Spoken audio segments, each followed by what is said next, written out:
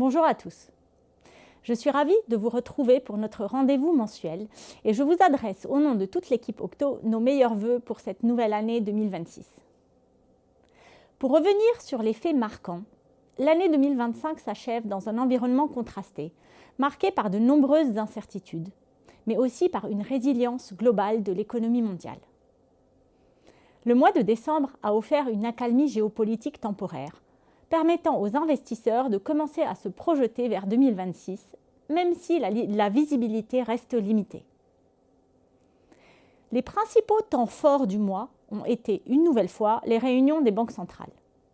En Europe, face à une activité économique résiliente, la BCE a maintenu ses taux directeurs à 2%, tout en conservant une posture prudente pour la suite. Elle a notamment révisé légèrement à la hausse ses perspectives de croissance.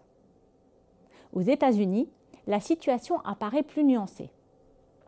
La croissance reste soutenue, mais encore largement portée par les investissements liés à la technologie et à l'intelligence artificielle. La Réserve fédérale a procédé à sa 3e baisse de taux en 2025, tout en adoptant un discours très prudent face à une inflation persistante et à un marché du travail qui montre des signes de ralentissement. Cette prudence des banques centrales s'est traduite par une remontée des taux longs en fin de période, pesant sur les marchés souverains. En revanche, le crédit a continué de bénéficier d'une demande soutenue. Les primes de risque se sont encore légèrement comprimées, permettant au segment high yield d'afficher une performance positive sur le mois, tandis que l'investment grade a été plus pénalisé par la remontée des taux. Dans ce contexte, la gestion de l'ensemble de la gamme est restée guidée par 2 axes majeurs. Tout d'abord, le maintien de marges de manœuvre suffisantes afin de pouvoir ajuster rapidement le positionnement des portefeuilles en cas d'évolution significative de l'environnement macroéconomique ou financier. Cette approche s'accompagne d'une gestion active et tactique de la duration, adaptée aux conditions de marché. Ensuite, l'accent a été mis sur l'optimisation du rendement embarqué de chaque portefeuille à travers des arbitrages ciblés, ligne à ligne.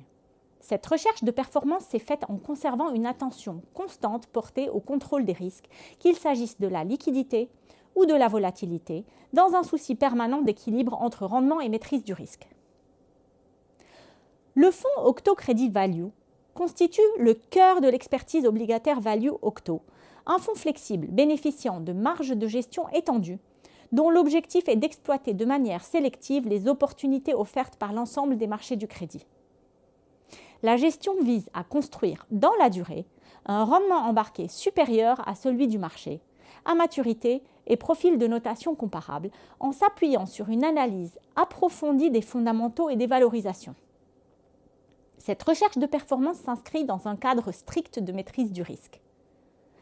L'objectif de préservation du capital constitue un objectif central de la gestion qui privilégie en permanence l'équilibre entre rendement attendu, qualité des émetteurs et structure du risque afin d'optimiser le couple risque-rendement sur l'ensemble du cycle.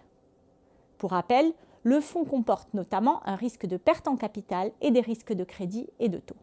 Je vous remercie de votre attention et je vous donne rendez-vous le mois prochain.